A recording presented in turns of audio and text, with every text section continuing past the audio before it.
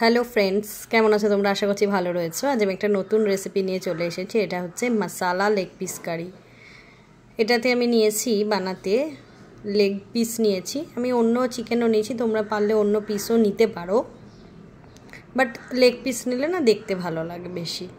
আমার দেখো দুটো বড় বড় লেগ রয়েছে, আর রয়েছে পেঁয়াজ একটু ঘষে নিয়েছি, কাঁচা লঙ্কা, টমেটো, আর এটা রসুন বাটা। ব্যাস এই দিয়েই আমি সহজে বানিয়ে ফেলবো। যার জন্য কড়াই বসিয়ে গরম করে নিয়ে তাতে একটু সর্ষের তেল দিয়ে দিয়েছি, বেশি না, অল্প দিলেই হবে। তেলটা ভালোভাবে গরম করে নেব। তেল ভালোভাবে গরম হয়ে গেলে যে পেঁয়াজটা আগে থেকে ঘষে রেখেছিলাম সেটা দিয়ে দিচ্ছি, দিয়ে ভালোভাবে পেঁয়াজটাকে ভেজে নেব। পেঁয়াজটা যত ভাজবে না তত খেতে টেস্ট বাড়বে। এবার আমি দিয়ে দিচ্ছি কেটে রাখা লঙ্কা। লঙ্কাটা ভালোভাবে ভেজে নেব। ভিডিও ভালো লাগলে লাইক, শেয়ার, সাবস্ক্রাইব, কমেন্ট করে একটু পাশে থেকো।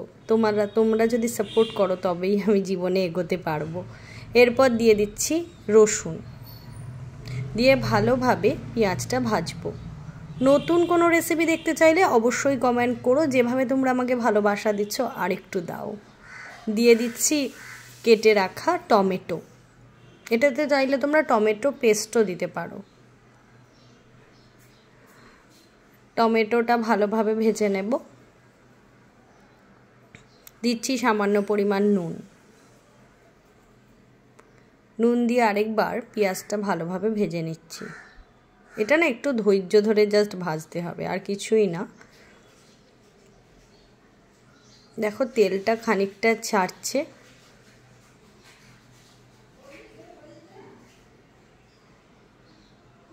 একটু টমেটোটা না দেখবে সেদ্ধ হয়ে এলে না, কারণ টমেটোটা সেদ্ধ হবে কিভাবে বুঝবে বলো তো? নুন দিলেই কিন্তু টমেটো খুব তাড়াতাড়ি সেদ্ধ হয়। ভালোভাবে ভেজে নিচ্ছি, একটু নাড়তে হবে, না হলে না কড়াইয়ের গায়ে লেগে যাবে। ভালোভাবে নেড়ে নেবে।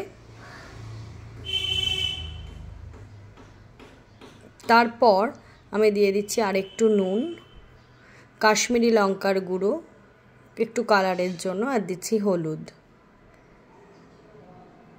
আর একটু সামান্য চিনি দিয়ে, আর একটু জিরে গুঁড়ো, গরম মশলা গুঁড়ো, ধনে গুঁড়ো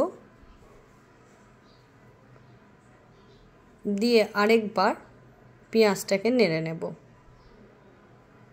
এটা কিন্তু বারবার নাড়বে, না হলে কিন্তু নিচে ধরে আসবে।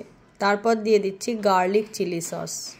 এটা চাইলে তোমরা স্কিপ করতে পারো, বাট দিলে না একটু স্পাইসি ভাবটা বেশি আসে, কালারটাও বেশ ভালো আসে। এবার আরেকবার পেঁয়াজের সাথে ভালোভাবে মিশিয়ে নিচ্ছি। আর সস দেওয়ার পর বেশিক্ষণ আর ভাজতে হবে না।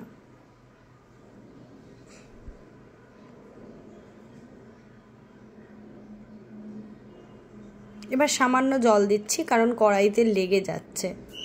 দিয়ে ভালোভাবে নেড়ে নিচ্ছি, ভালোভাবে আরেকটু নেড়ে নিচ্ছি।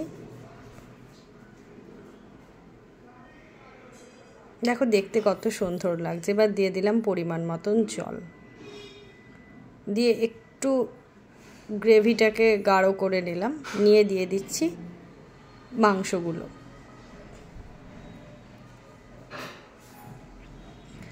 মাংসগুলো দিয়ে ভালোভাবে আমি এই গ্রেভির সঙ্গে মাখিয়ে নেব। দেখছো দেখতে কত সুন্দর লাগছে। আবারও বলছি, ভিডিওটা ভালো লাগলে লাইক, শেয়ার, সাবস্ক্রাইব, কমেন্ট করে একটু পাশে থেকো। তোমরা পাশে থাকলে আমি খুব ভরসা পাই গো। দেখো এই রকম কালার এসছে। এবার আমি দিয়ে দিচ্ছি পরিমাণ মতন জল। বেশি জল দেবে না, মাংসটা ফুটবে ততটা জল দেবে। বেশি জল দিলে না টেস্টটা নষ্ট হয়ে যায়, আর মাংসগুলোও পুরো ছেড়ে আসবে। দেখো দেখতে কত সুন্দর লাগছে। এবার আমি এই মাংসটাকে ফুটতে দেব। 4 মিনিট পর ফিরে এসেছি। দেখো মাংসটা কি সুন্দর সেদ্ধ হয়েছে। এবার আমি সার্ভ করে তোমাদের দেখাচ্ছি। এই দেখো টেক্সচারটা ঠিক এরকম এসছে, কি সুন্দর দেখতে লাগছে না? রুটি, পরোটা, পোলাও, লুচির সঙ্গে এই চিকেনটা খেতে কিন্তু জাস্ট অসাধারণ লাগে। তোমরাও এভাবে বানিয়ে খাও। কেমন লাগলো অবশ্যই কমেন্ট করো। আবারও বলছি, নতুন কোনো রেসিপি দেখতে চাইলে কমেন্ট করো, আমি কিন্তু সেই রেসিপি নিয়ে তোমাদের সামনে হাজির হব। তোমরা কে কোথা থেকে আমার ভিডিও দেখছো অবশ্যই কমেন্ট করে জানিও, ঠিক আছে? আমি সেই নামগুলো তুলে বলবো। পুজোর আগে যদি আবারও নতুন কোনো রেসিপি দেখতে চাও বলো। জয় তারা।